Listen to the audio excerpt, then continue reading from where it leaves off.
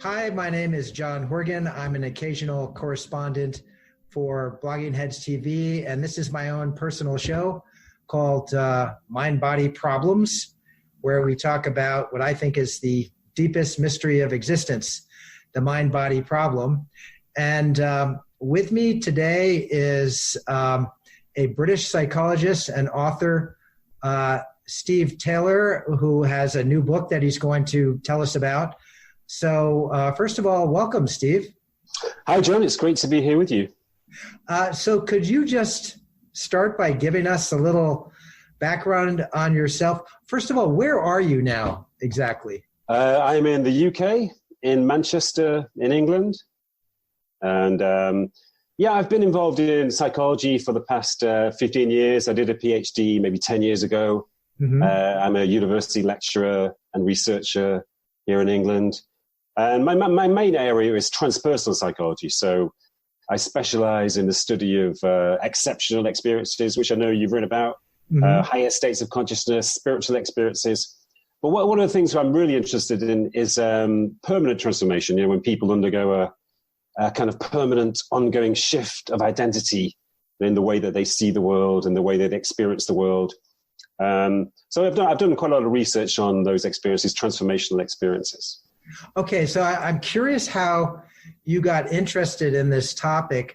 So my interest obviously comes from the fact that I'm a child of the 60s. So when I was growing up, we were all interested in exceptional experiences, and we sought them avidly by taking drugs and meditating and doing yoga and all this sorts of stuff.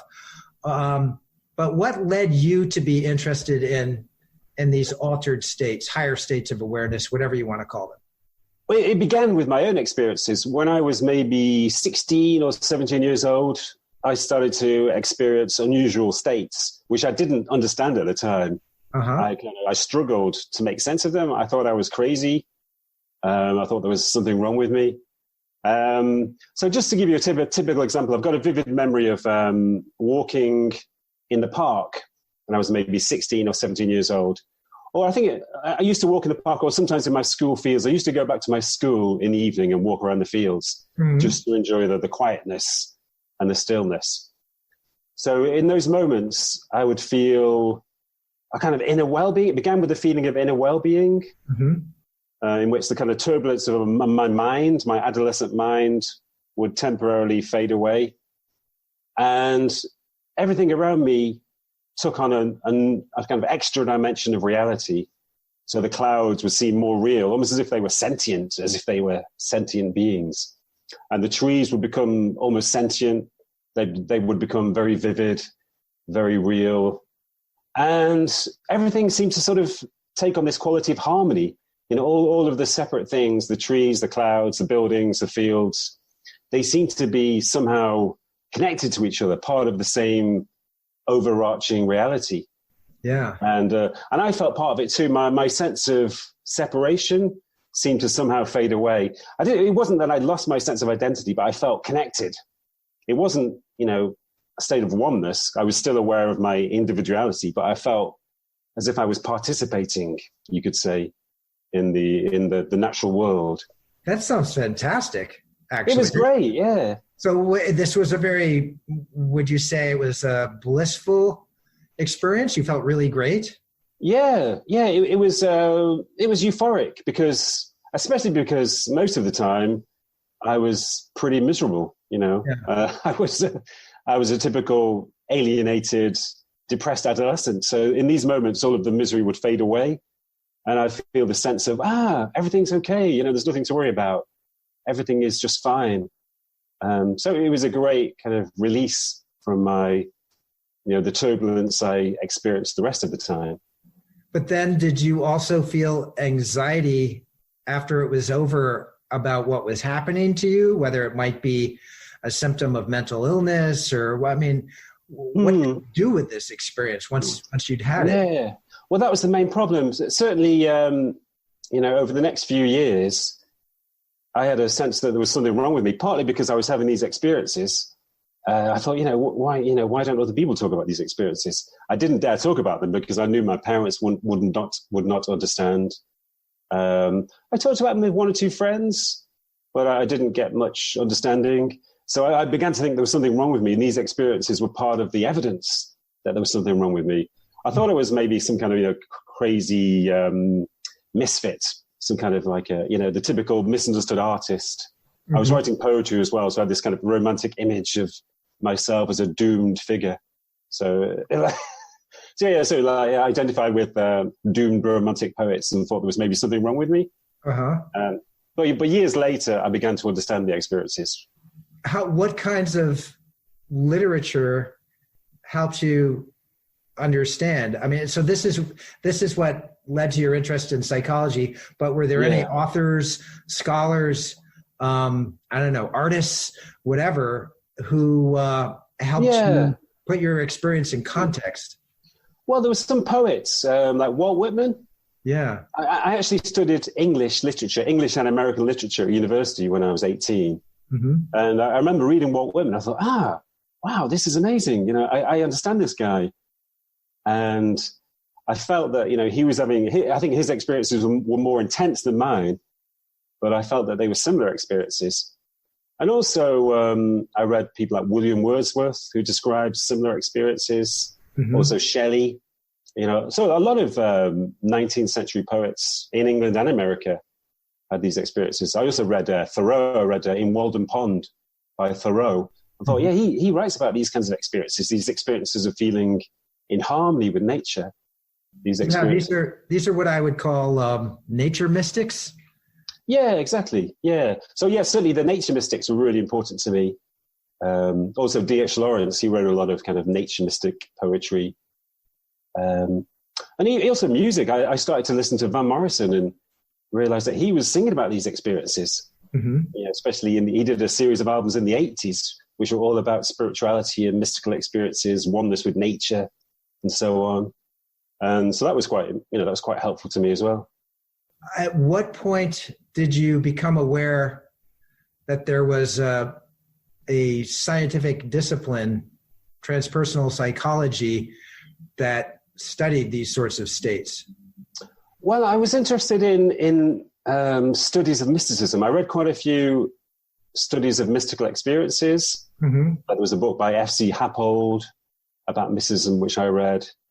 And I read collections of spiritual experiences by Alistair Hardy, collected by Alistair Hardy and people like that, studies of ecstatic experiences. But it wasn't until I read Ken Wilber in the kind of mid-90s. I was probably in my late 20s at the time. I stumbled on a book by Ken Wilber. And it was the first time I'd heard the term transpersonal psychology. Mm-hmm. And I thought, wow, this is where I belong. This is what I should be doing. I really want to study these experiences in an academic context. So luckily, I discovered that there was a master's degree in transpersonal psychology in Liverpool, which is not far from where I live in Manchester. So I straight away enrolled on this master's degree straight away and realized that, transpersonal psychology was exactly what I was looking for. The study of ecstatic experiences, the study of spiritual or personal transformation, and, looking at the kind of the bridge between Western psychology and Eastern philosophy. So it's interesting you mentioned Wilber. He's somebody, so I wrote a book called Rational Mysticism. They came out about, in 2003, I think it was published. Mm-hmm. And I was attempting to, because like you, I had experiences like these when I was young, except almost all of them were induced by psychedelic drugs. And I eventually became so sort of confused and disoriented by them that I tried to put them behind me. That's why I became a science journalist. But then, but I really couldn't get them out of my head. And to try to come to terms with them, make sense of them once and for all, I wrote this book when I was well into my career as a science writer, Rational Mysticism. And I talked to people who I thought had both a sensible, intellectual, kind of empirical approach to mystical experiences and also had some personal experience themselves. So they were trying to approach it from the subjective and objective points of view. And one of the people I interviewed for the book, I spent a whole day with him practically, was Ken Wilber. This must have been in 1999 or 2000. And I sort of liked him and didn't like him at the same time. I liked him because I thought he was very smart. In some ways, he was very personable, but he was so arrogant. He really presented himself as somebody who has figured everything out. He's figured out reality, and he had become enlightened himself. He had reached the absolute highest state of awareness. And, so he's telling me this. And of course, he writes about this in his books. And I felt, he just seemed like a regular run-of-the-mill neurotic intellectual, just like I am to me. So it made me think that maybe you're enlightened as well. No, that's definitely not true. But I'm fascinated by the state of enlightenment, and so I don't think you mentioned that term yet. So let me just ask you: what do you think about enlightenment as this kind of supreme state of awareness? Do you believe in that? How do you define it? Well, first of all, I don't like using the term enlightenment. I try to avoid it. Okay. Because I think it's misleading. Well, first of all, it's a mistranslation. It's a mistranslation of the original Buddhist term, which is closer to wakefulness, or the Buddha means the awakened one. So actually, I try to use the term wakefulness or awakening to describe the process of becoming enlightened. If you use the term enlightenment. So, but one of the reasons why I don't like it is because the term enlightenment suggests something very rarefied, something extraordinary, and something final as well. Yeah. Like the end point of the spiritual journey. But in my personal experience, but more importantly in my research, I found that the state of wakefulness, as I prefer to call it, well, for a start, there are lots of degrees. It's a continuum. There are some people who have a small degree of wakefulness. There are some people who have a very high degree or a very intense degree of wakefulness. And when it happens, it's not really extraordinary at all. In some ways, it's quite ordinary. It's just you're still living in the ordinary world, in the everyday world, but you have a new experience of the everyday world. And also, the term enlightenment suggests images of monks who spend decades in solitude, or hermits who live in a desert or in the forest. But in my research, most of the people I've met or interviewed who've attained this state were actually very ordinary people. You would never guess if you met them on the street that they were awake to some degree. And, they are seemingly ordinary people in the midst of everyday life. So I think the term enlightenment kind of divorces the state from the everyday world, when in fact it's very deeply rooted in the everyday world. Yeah, I can see why. Maybe that's a good idea, just to get rid of the term enlightenment, except that other people use it so often. When you're talking about spirituality and Buddhism and some of these other spiritual paths, but you're right that it does seem to imply an endpoint. I'm curious how you find people who have reached states of awakening or whatever you want to call it. Well, in my research, most of the people I've encountered who've attained this state, it's usually through intense suffering, intense psychological turmoil. So it's often people who've been diagnosed with cancer, people who've suffered a bereavement, people who've had a life-threatening accident or injury. So it's often connected to a close encounter with death. Yeah. And often people in the aftermath of these experiences They report, that they a kind of shift in identity. They feel like they are different people, and they feel like they have a completely new attitude to life, even to the extent that they perceive the world in a different way. The world seems suddenly real to them. Nature, they often report a sense of connection to nature, which they never had before. Mm-hmm. And they report that trees, flowers, clouds, everything seems to have taken on an extra dimension of reality. Things are more real and more vivid. People sometimes start writing poetry or start painting because they want to sort of convey their heightened experience of reality.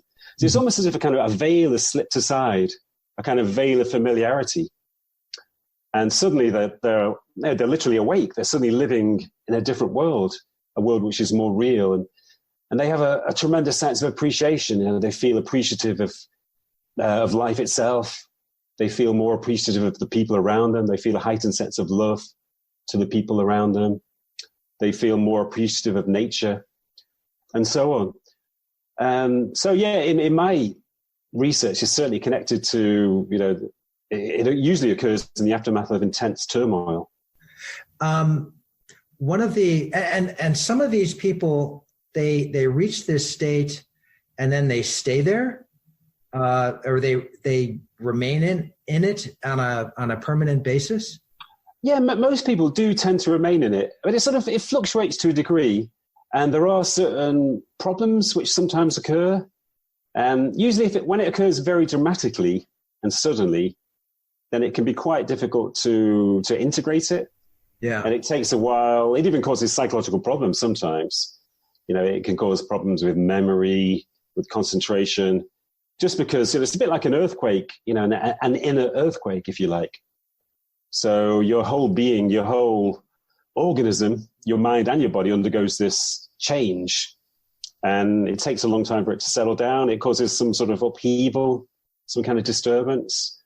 So it can take sometimes years for it to slowly settle down. And sometimes it requires therapy, and it certainly requires understanding.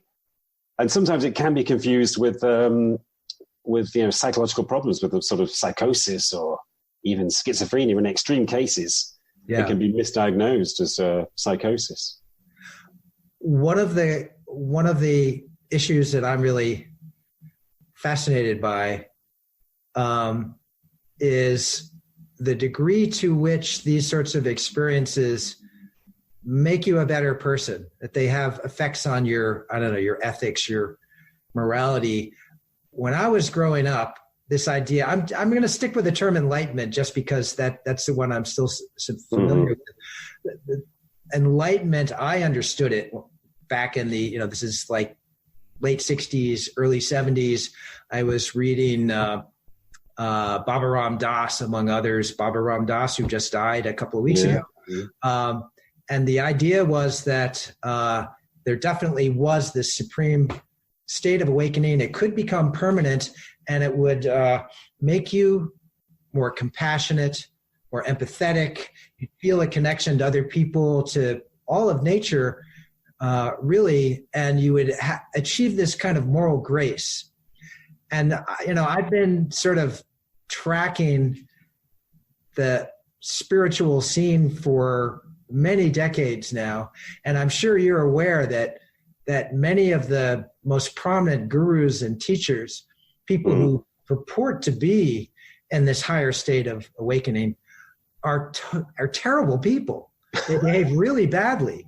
I just saw a documentary last night about this guy named Bikram, who founded this extremely popular international yoga school, and he turned out to he was a sexual predator.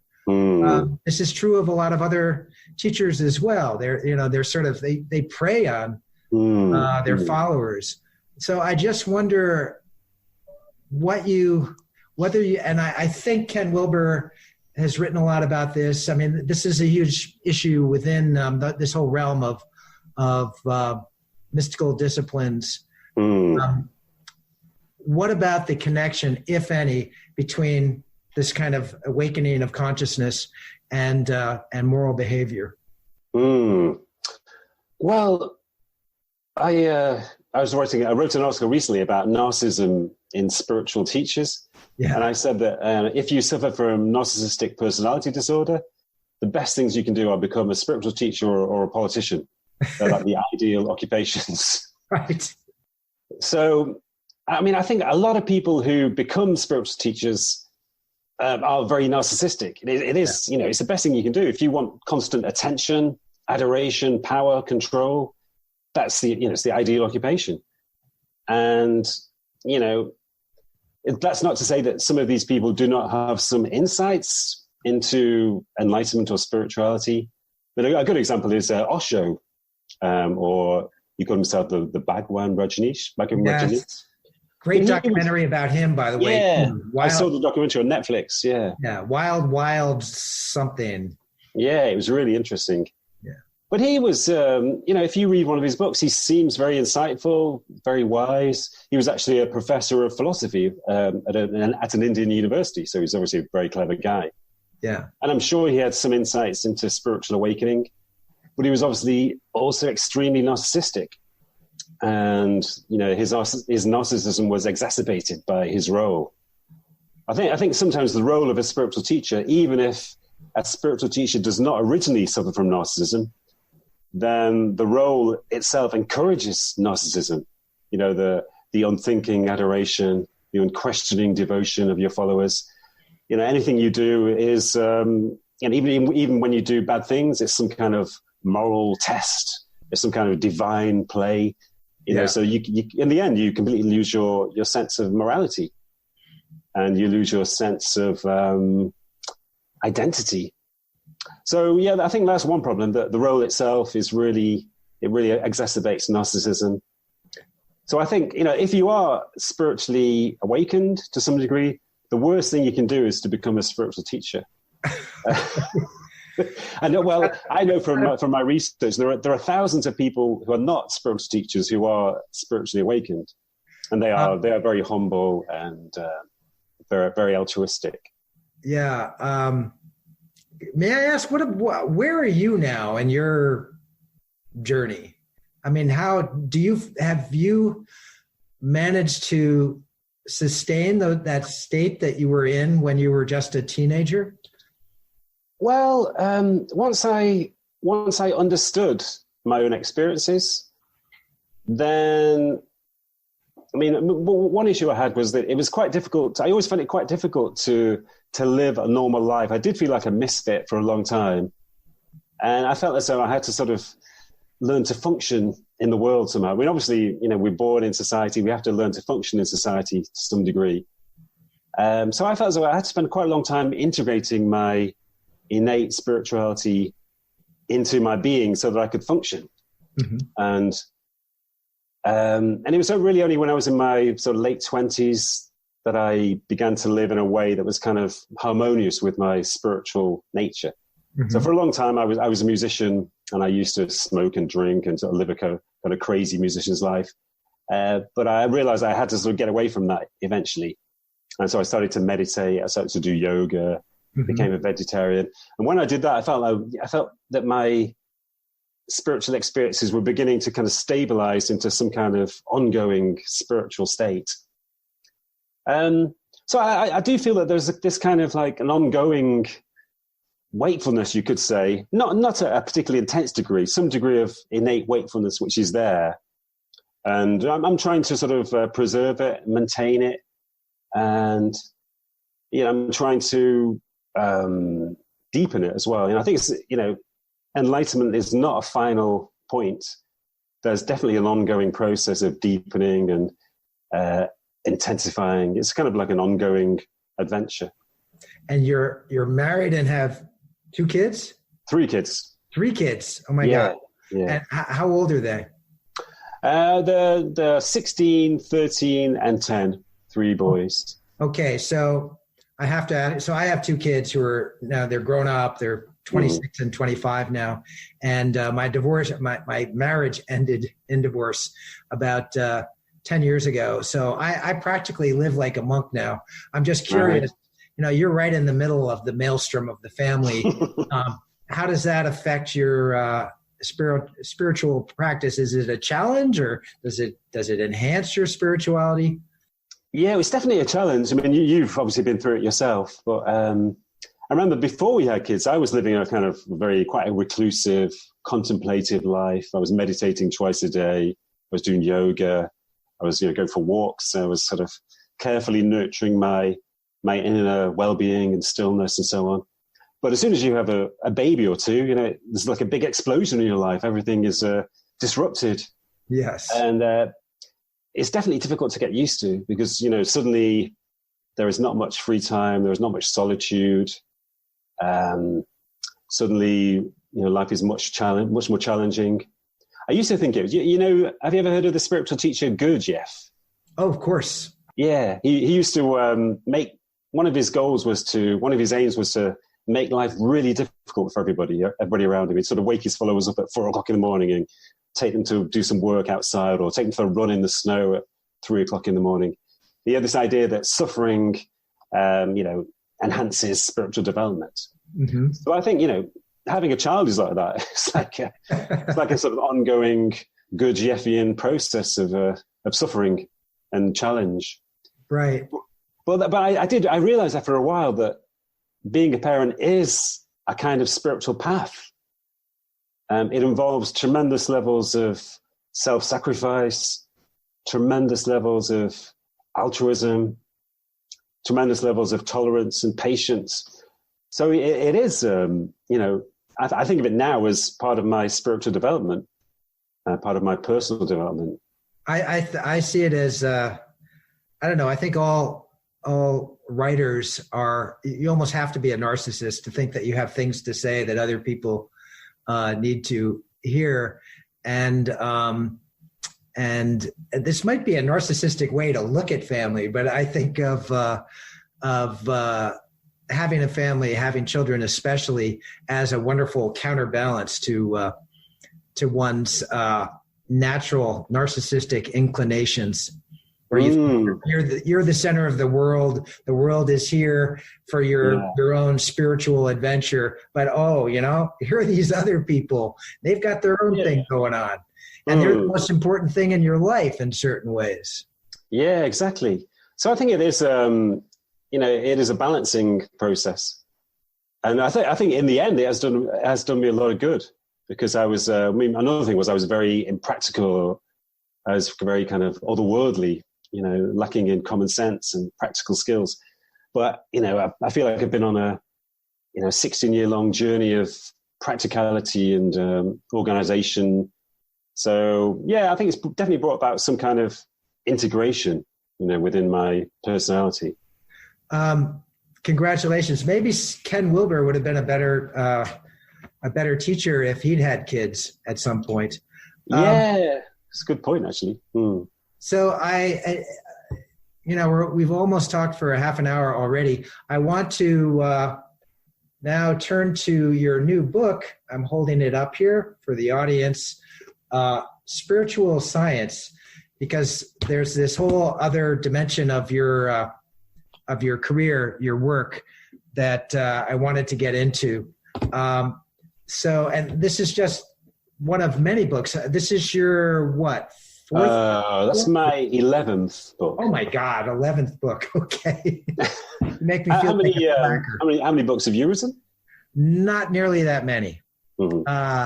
I think I've had 5 published, one I self-published, and I've got another one coming out next fall. So I admire your productivity, but I wonder if you can tell us briefly what this book is about, and then we'll get into some of the details. Well, partly it's a critique of materialism. Yeah. Or scientism, as you could call it, kind of the belief system which is traditionally aligned with contemporary science. Mm-hmm. So it's always seemed to me that materialism is taken for granted by large sections of the population. Certainly by in academia, it's largely taken for granted. Also by the serious, intelligent media, certainly in the UK, I presume, I think in the US as well. Mm-hmm. They take it for granted that materialism is the only real way to explain human experience and to explain the world. But I've always felt that materialism was deficient in some ways. And, there are many things which materialism can't explain very well at all. Consciousness is one thing. We know about the hard problem in consciousness studies and the difficulties of explaining conscious experience in terms of neurological activity. And also something like the effects, the profound effects of mental intention on the body, which are sometimes experienced in the placebo effect or under hypnosis. In hypnosis, sometimes mental intentions or instructions from a hypnotist can bring about significant changes to neurological functioning or to the functioning of the body. Even healing can sometimes take place in those situations. Certainly, the numbing of pain can occur. So, if materialism suggests that conscious experience is a kind of shadow of brain activity, it suggests that the mind is an epiphenomenon of the brain. So if that's true, then the mind should not really be able to have a profound effect on the matter of the body or on the brain itself. So that doesn't make sense. Also, something like altruism. I've always felt that materialist attempts to explain altruism are very questionable. There are many kind of convoluted, complex attempts to explain altruism in neo-Darwinian terms and so on. And then you can move on to a whole series of anomalous phenomena like near-death experiences, spiritual experiences, which we've talked about already, and other kinds of anomalous experiences, which materialists tend to sort of disregard or explain away because they don't make sense in materialist terms. So partly in my book, I was trying to critique materialism and show that it doesn't explain the world at all very well. And we need some kind of alternative to materialism if we want to explain the world. All right. I don't know how much you know about my background, but I tend to be, I guess people often call me a contrarian. I think of myself as being a model of common sense. But people call me a contrarian, and I guess that might be because I find myself in the position of pushing back. If I'm with materialists, I find myself pushing back against materialism. If I'm with anti-materialists, I find myself pushing back against them. First of all, is your stance about materialism, I assume it's related to these experiences that you were just talking about, to this awakening experience? Partly, yeah. And to what you've learned about other people's experiences. Do you think that these experiences that they provide some kind of evidence that, I don't know, mind is primary? Have you ever felt that way yourself? That there's something beneath matter that's more fundamental, whether it's mind or something else? Yeah. I mean, certainly in my own experiences, the kind of experiences I was describing before, I had this sense that, and I still get it now when I have those experiences, this sense that separation does not really exist. That the idea that there are separate, distinct objects out there which exist in space in separation from one another, that's not really the case. I often have the sense that there is something more fundamental which connects those things together, almost as if they are expressions of something more fundamental. Right. It's very difficult to describe, but it was almost like they were just manifestations of something more fundamental. They were expressions, they were emanating from something more fundamental. And there's really something more fundamental which brought them into oneness. So I think the overriding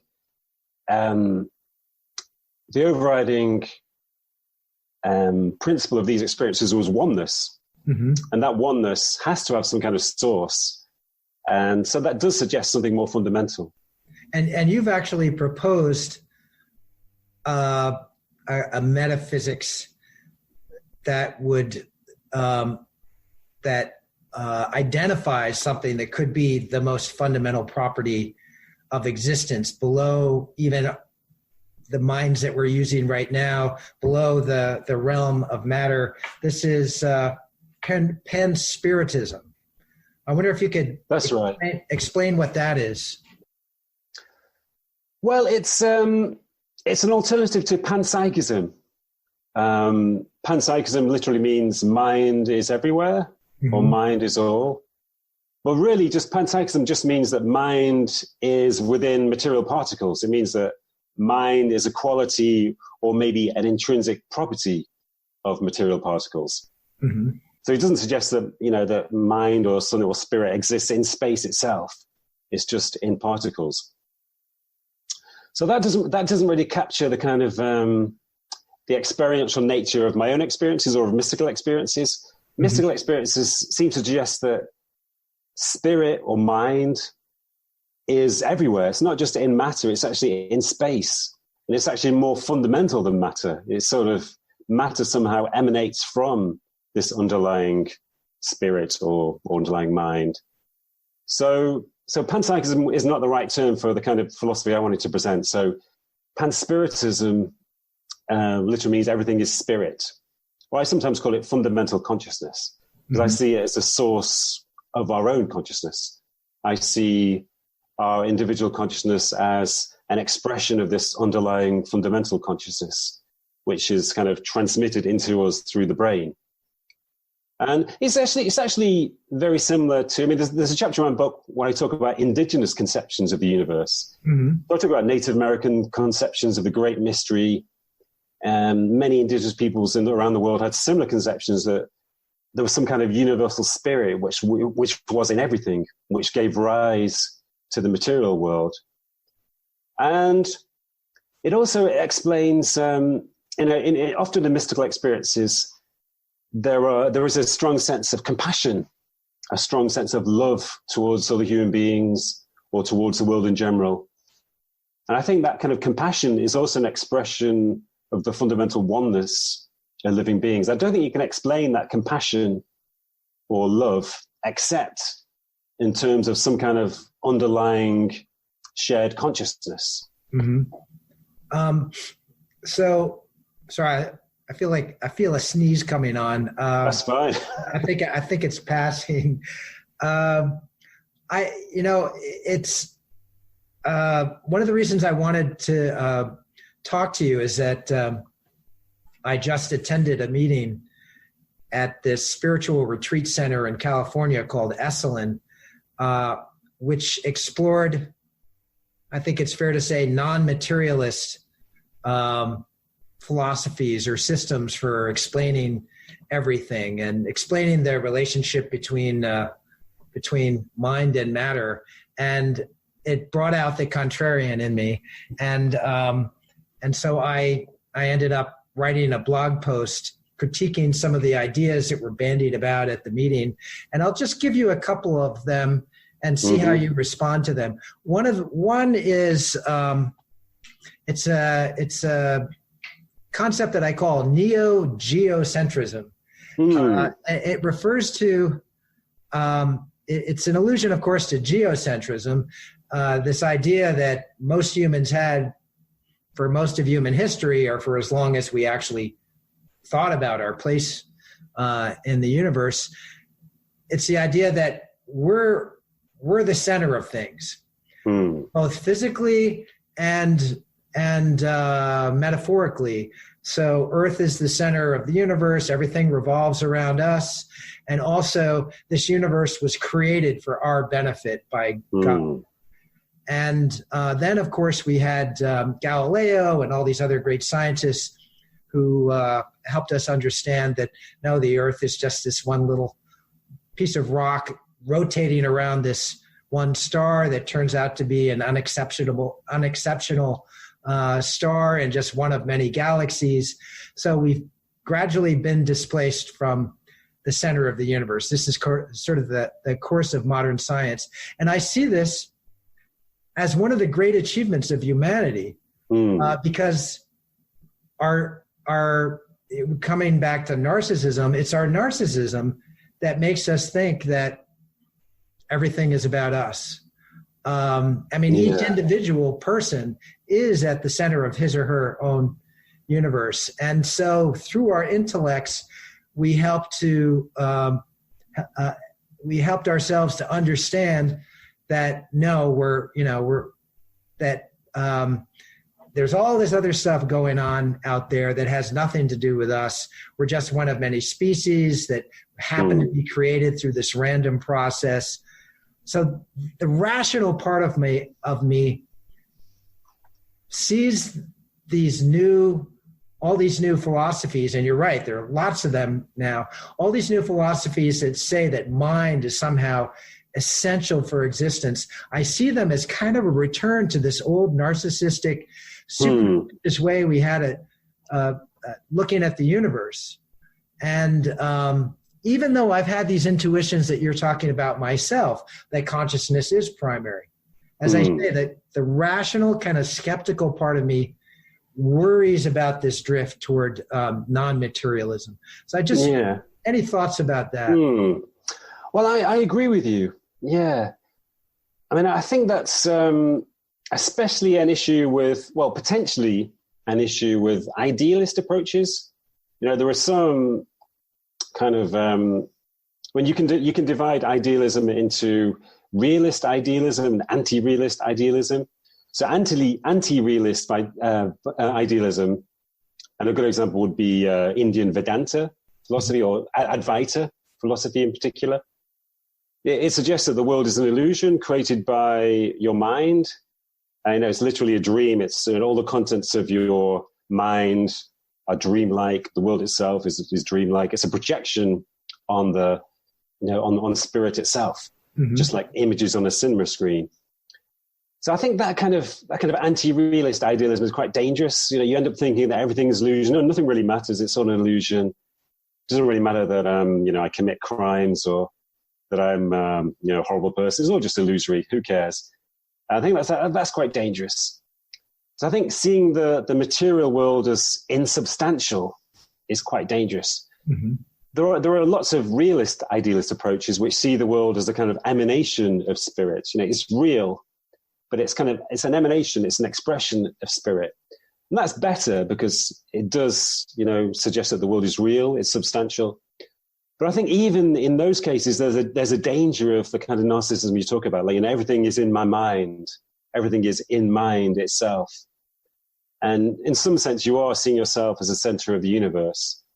But I think one of the things I wanted to do with Panspiritism was to move away slightly from idealism and suggest that the world does have its own reality. It's not insubstantial. It's not just a vibration or an excitation of mind or spirit. I think the world is a production of fundamental consciousness, but it has its own reality. It's like the way that rain is produced by clouds, or sparks are produced by fire, children are produced by parents. It's a production, but it has its own being, its own reality. So I think the world is, real in itself, and it can't be entirely reduced to mind or spirit. It's pervaded with mind or spirit, but it's not entirely reduced to mind or spirit.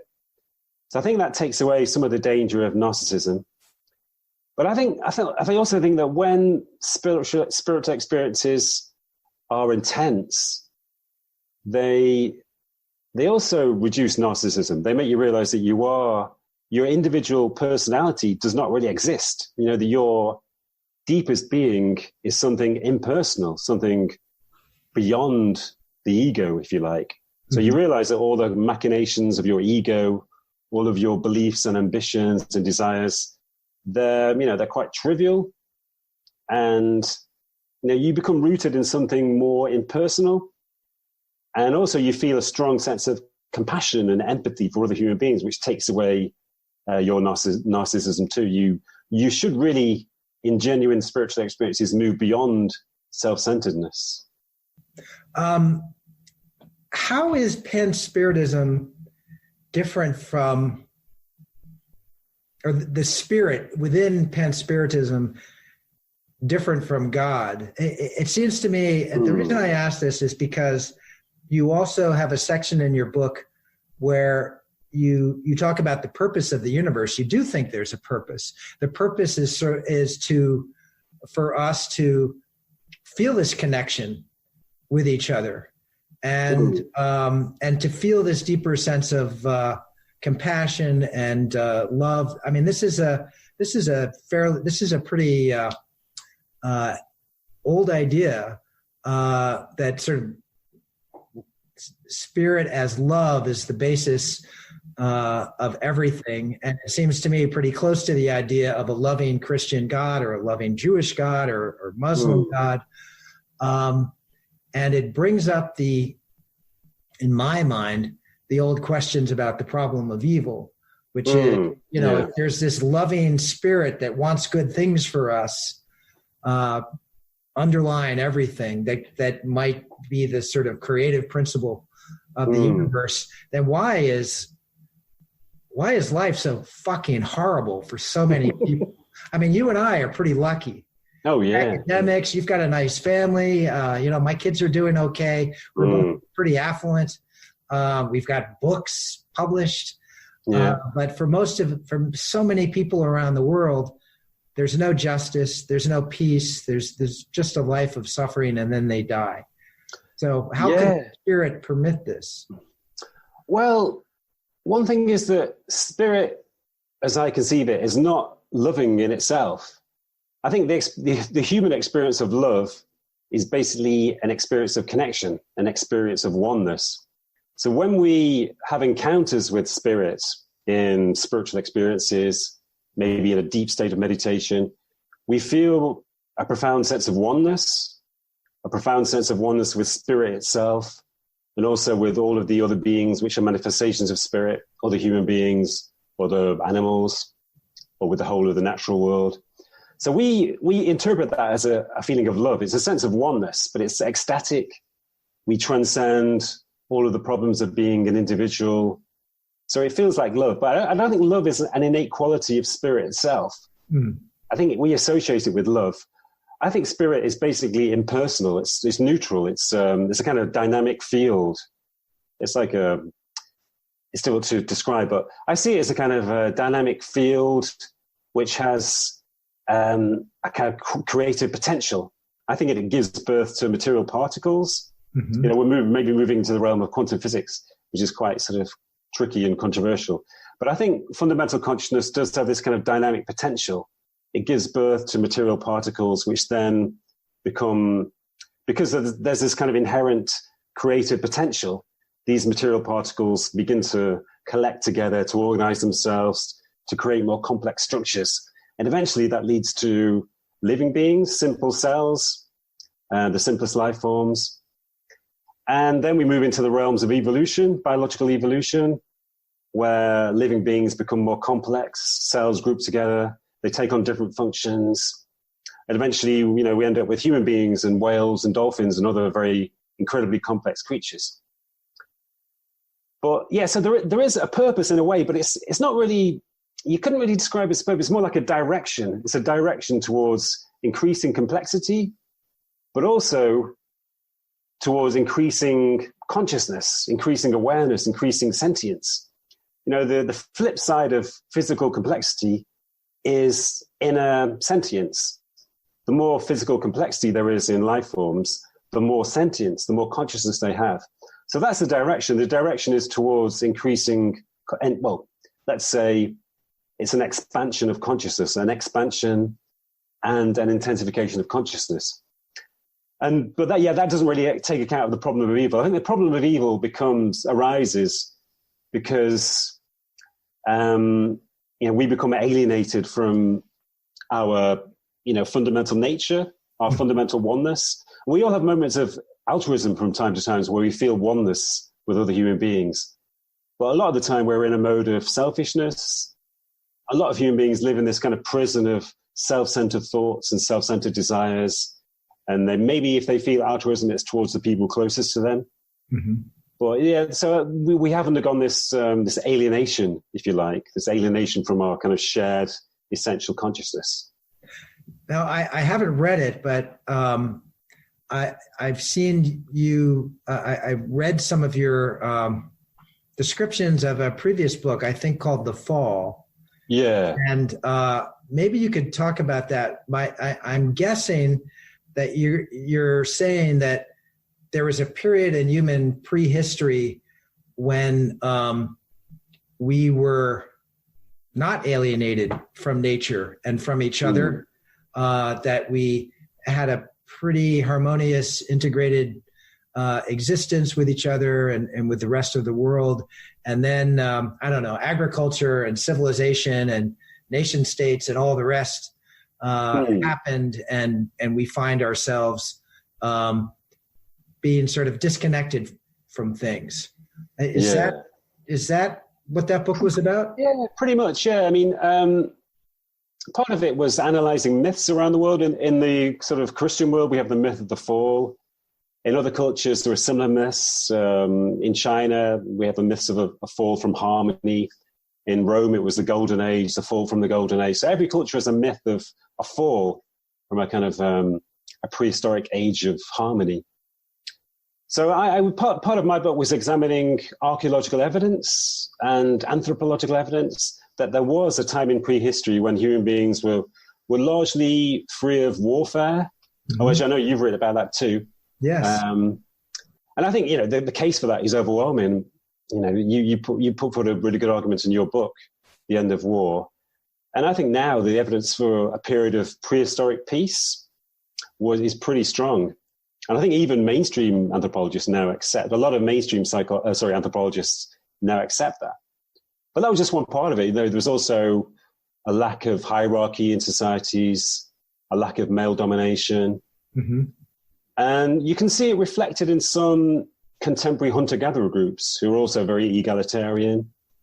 Obviously, there are some hunter-gatherer groups who are quite aggressive and hierarchical.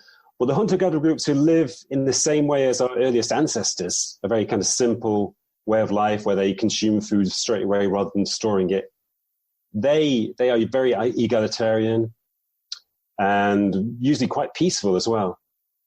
So there does seem to be a point in prehistory when things began to go wrong. Do you think we can... You really do strike me as a very 60s kind of person, I must say. And I mean that as a compliment. Good. Because this idea of let's say, I don't know, Native Americans and other tribal people living in a sort of state of grace was very popular also when I was growing up. I do think that some claims about the violence of hunter-gatherers back in the Paleolithic are grossly overstated. But let me just ask you, do you think that, well, two-part question. These are huge questions. I'm sorry to lay this on you. First of all, do you think that humans are essentially good and we're kind of ruined by modern life? And second, if so, can we rediscover our essential goodness in the modern era? Well, yeah, I certainly think that the negative sides of human nature have been grossly exaggerated, particularly with the popularity of fields like evolutionary psychology, which kind of assume that human beings must always have been in a state of warfare because we are naturally aggressive and competitive, and we're naturally hostile towards other groups.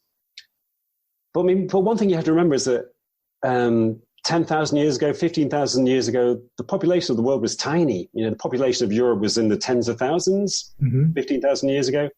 So there's so much territory to go around that it's very unlikely that groups would have needed to fight with each other over territory. And it's very unlikely that groups actually had to fight hard to survive. It's unlikely that they had to struggle to survive. So life was probably fairly easy in those days. There was lots of fruit, lots of nuts and berries and so forth to collect for people, lots of animals for people to hunt. And that's why contemporary anthropologists sometimes say that, early human beings probably only needed to work for 3 or 4 hours a day. They need to hunt for 3 or 4 hours a day. The rest of the time was leisure time. And so in those conditions, there was really no need for people to become competitive or hostile towards other groups. And in actual fact, hunter-gatherer groups have been shown to be very collaborative, not just within their own groups, but with other groups as well. They often form ties with other groups. They often intermarry with other groups. So the idea that they actually fight with other groups over access to food sources or sources of water or whatever, I think it's nonsensical. It's just a basic assumption that comes from the principles of evolutionary psychology. So I think, the collaborative, altruistic aspects of human nature actually have a very sound evolutionary basis. They're probably more of a basis than the so-called selfish or competitive aspects of human nature. So I think we're a combination of both of those traits. But I think, unfortunately, in modern life, the competitive aspects have become emphasized and have become stronger. But I think the altruism and collaboration is still there. It is still very strong in us. It often comes over in crisis situations. In crisis situations, people become extremely altruistic, and they feel this intense sense of empathy with one another. But when we pursue our sort of normal concerns in normal everyday life, then we tend to plow our own furrows and live in isolation from one another. So sometimes it takes some kind of crisis for for our kind of innate altruism to manifest itself. And now, going to the second part of your question, I think that as we're now living in a time of global crisis, particularly in terms of climate change or climate crisis, and I think and hope that these kind of, the altruistic, unselfish aspects of human nature will come to the fore again. I think maybe the collaborative, altruistic aspects they'll certainly need to be cultivated if we're going to face this crisis and if we're going to overcome this crisis. I think maybe it's happening already. Maybe there is a new spirit of collaboration in amongst all of the greed and selfishness and nationalism. I think there's an opposing kind of spirit of collaboration and altruism forming as well. What makes you say that? Can you give me, because I'm desperate for hope. I'm like, I feel as though I have a responsibility as a writer, as a teacher, as a parent to have an upbeat view of the world. But I am often criticized for being a ridiculous, sentimental old hippie. And maybe I am, but I'm always looking for reasons to be more hopeful. So anything you've got, I would much appreciate. Well, two things really. One is my kind of subjective impression of the students I teach, because I'm a university lecturer. I see hundreds of students every year. I think the young people, I've been a lecturer for over 10 years now. I think the young people are becoming more socially aware, more ecologically aware. That's a superficial impression, but it's a feeling I get from interacting with my students. They feel a sense of urgency, a sense that something needs to be done. So they seem to be becoming more politically active, more socially conscious, more environmentally conscious. Yeah, I think I've sensed that in my students as well. Yeah, you can see it in Greta Thunberg. She's like the epitome of this, the 17-year-old environmental activist. Yeah. She's the figurehead of this movement. But, the young people have always been idealistic and liberal compared to older people. Liberal in the kind of the left-wing sense. But I think it's growing stronger now, certainly compared to when I was a teenager. People just seem to care about, having a good time and getting drunk and getting off with girls and so on. But now there seems to be this intensifying spirit of activism, you could say. So that's one thing. But also on a more sort of philosophical basis, in my research, I feel that my feeling is that, the kind of spiritual experiences we're talking about and the kind of experiences of personal transformation where people shift into a different way of seeing the world. I'm constantly amazed at the number of experiences which I collect, or the experiences I become aware of, particularly in terms of transformation that follows psychological turmoil. I've interviewed hundreds of people who've undergone this change following a diagnosis of cancer or some kind of upheaval. Sometimes it's in the aftermath of alcoholism or a recovery from alcoholism. But it seems to be surprisingly common. I never suspected it to be so common. And often you're not really aware of these people because they don't become spiritual teachers. They don't write books. They don't usually even broadcast their experiences on the internet. They're often quite kind of self-effacing, quite humble, quite anonymous. So I do sense that there are a lot of people out there who've had these experiences. And there was actually research suggesting that spiritual experiences are becoming more common over the last 30, 40 years. Even if, a simple survey when you ask people if they've experienced a sense of oneness with nature or oneness with the cosmos, a significantly higher number of people will say yes than they did 20 or 30 years ago in those surveys. So, who knows what's really going on, but I have a feeling that spiritual experiences are becoming more accessible. Maybe, people are becoming more aware of them too. Awareness always helps. Understanding always helps. Maybe now that there's more understanding of these experiences, they're becoming more common. But, but when you have these experiences, you do generally become more, you attain more of a global outlook. You kind of expand beyond your self-centered world. And you generally become more altruistic as well, more compassionate. So I think it does lead to, the same kind of thing we were talking about earlier, a concern for the world and a desire to make things better. So, that's partly why I'm optimistic. And yet you just had over there another pro-Brexit vote, right? And I think a lot of people over here think that Trump is probably going to be reelected in spite of all his divisiveness and volatility. And maybe this is the pessimist in me talking. The way I try to convince myself that things are getting better is that right now the great democracies in the world are going through these terrible challenges, and that these are sort of like assaults on our immune system, our political immune system, and we will emerge from these assaults stronger and better equipped to withstand challenges in the future. And if nothing else, we're realizing right now how much we have to lose. The great democracies, yours and mine here in the U.S., we've kind of gotten complacent, I think, and now there are people here who are worried about the future of the nation, whether there might be war in our future, and I think maybe this could be something similar to the psychological turmoil that precedes these states of heightened awareness that you went through yourself and that other people have gone through. That's about as positive a way I can spin all this. Well, yeah, I agree. The biggest single trigger of transformation, which I've come across in my research, is an encounter with death.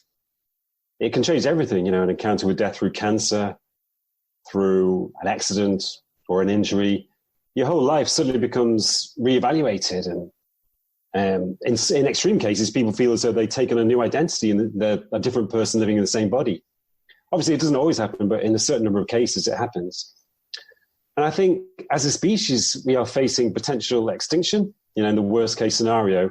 So that, my hope is that is having or will have some kind of transformational effect. So the individual transformational effect will be mirrored by the collective transformational effect. I think that is happening to some degree. And there's obviously a reaction against it. The kind of patriarchal traits in the human race, the authoritarian traits, they seem to be re-emerging. Those traits lead to nationalism, to separation, to war, male domination, and so on. Yeah, it's strange that those characteristics do seem to have re-emerged in the last 10 years, but I think it's because the people who hold those values feel threatened, because there's this rising tide of egalitarianism towards a more awakened vision of the world. I think there's a certain degree of threat, and nothing strengthens people more than threat. So threat can make people rigid and strong again. And I think that's probably what's happening, that the old patriarchal characteristics are feeling threatened and therefore they're becoming more rigid. Yeah, but we're going to overcome that. Well, I hope so, and it's going to be it's going to be tight over the next few decades. But it goes back to evolution. I've talked earlier about this, how evolution in its inner dimension is characterized by an intensification and an expansion of consciousness. So the same thing is happening now collectively. I think maybe the internet is something to do with this. Maybe the internet is having an interconnecting influence. Maybe the human race is becoming more interconnected, and perhaps that will manifest itself in some kind of intensification in consciousness, some kind of intensified compassion and altruism. And again, that would be one of the reasons why the old patriarchal values feel threatened, because of this rising interconnection. So I think as the world does become increasingly interconnected, this intensified consciousness will hopefully manifest itself. Yeah, I hope you're right. I think that's a good place to end. We've been talking for about an hour now. Okay. So thanks a lot, Steve. Thank you. I feel like you've given me you've given me a booster of optimism, and I needed it. Things are a little dark over here. It's actually a beautiful day. It's really warm and sunny today, but it's so warm that it's a little freaky. It's going to be about 50 degrees Fahrenheit today, and that's just not normal for January in New York City. So it's a beautiful day, but I feel like it's a symptom of global warming. Yeah, same here in the UK. We've had a very mild winter so far. Yeah. The temperature has not gone beyond zero, which is very unusual. Yeah. Anyway, I'm going to try to figure out how to save this and get it sent off to Blogging Heads TV. So thanks again. I really enjoyed talking to you. I enjoyed reading your book.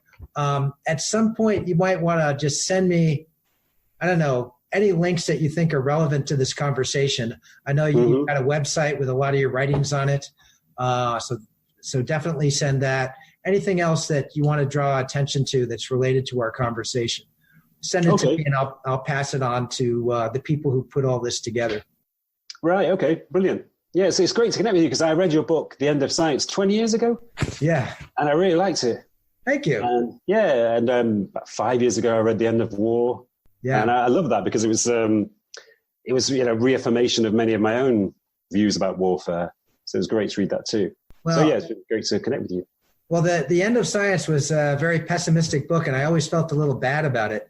So I wanted to write a really optimistic book as kind of penance. And so that's where The End of War came from. Right. What kind of reaction did you get to that book? Were people skeptical?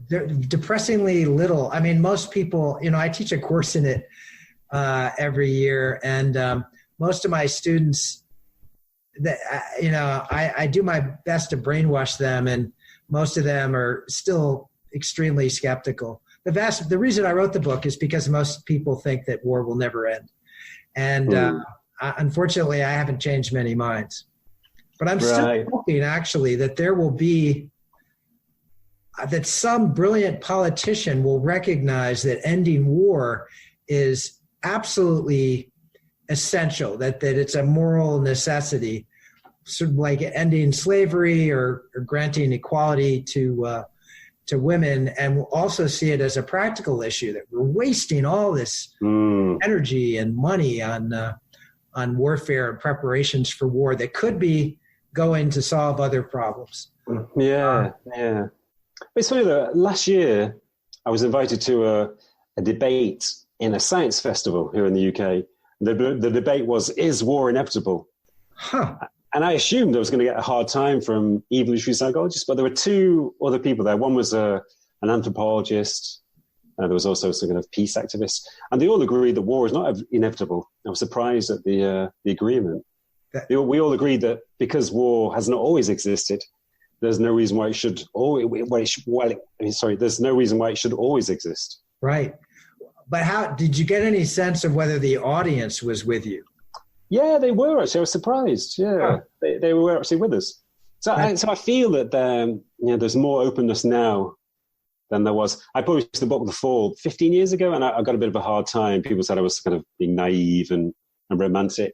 Right. But I think it's changed a little bit over the past few years. I'll have to get your book. I should have been aware of that when I was doing the research for The End of War. Yeah. Well, I wrote it 15 years ago. There are a few things that would change now, but I still stand by most of it. Yeah, I wrote The End of War during the Obama years, and it would have been a very different book if I was writing it now. Yeah. It's, the outlook is things are bad here in the States.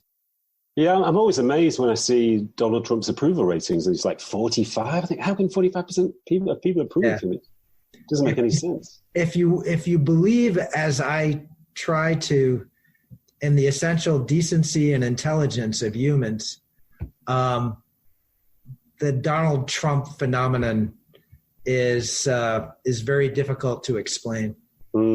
As is Boris Johnson and all these other some strong men who have emerged around the world who are very popular, unfortunately.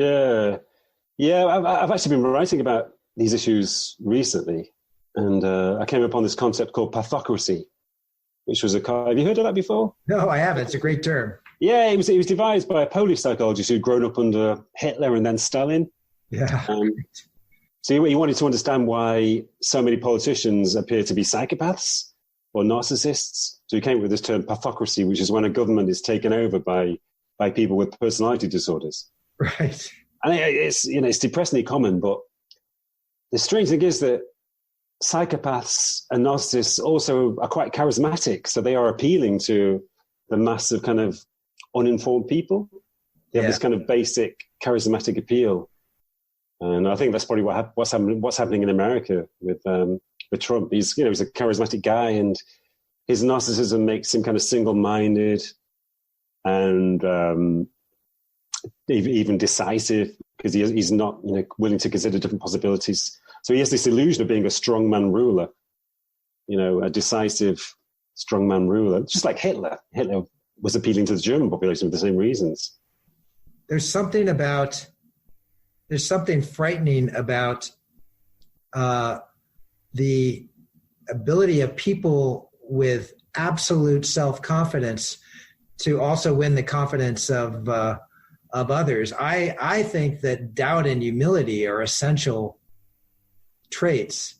They're liabilities for people, for leaders. So to me, that's a very deep-rooted problem in the world today. Yeah, as I suggested in my article I wrote about this, is that it was published in Psychology Today in America last month. But I suggested that there should be some psychological assessments and evaluations for all politicians, particularly in terms of levels of empathy, levels of narcissism. But that would be great, but I don't think it's going to happen. Do you know Kevin Dutton by any chance? No. He's a British psychologist. I think he was at Oxford for a while. I'm not sure where he is now, but he's written some popular books on psychopaths. One is called, I think, The Wisdom of Psychopaths. It's about how actually psychopathic traits can be really good for you. They can help you become a success in lots of different fields. Oh yeah. And he's gotten. So he's almost encouraging people to try to cultivate these traits in themselves. Yeah, but that's only because our culture values those traits. If we valued fairness, humility, egalitarianism, and so forth, if we valued those traits more, then psychopaths would not be successful. Yes. Psychopaths are not as successful in Scandinavian countries, for example, because they have cultures of egalitarianism. Apparently in Sweden, a friend of mine who's from Sweden was saying that in Sweden, there's such a sort of culture of humility that if you have any success, you're not allowed to talk about it. Anybody who talks about success is sort of ostracized or ignored or seen as an arrogant person. I've heard that, and I've actually met some Norwegians who had that kind of humility, and I don't think of myself as that arrogant. But I felt like an arrogant blowhard when I'm hanging around with some of these noble Norwegians. Yeah, so it's largely cultural. The success of psychopaths.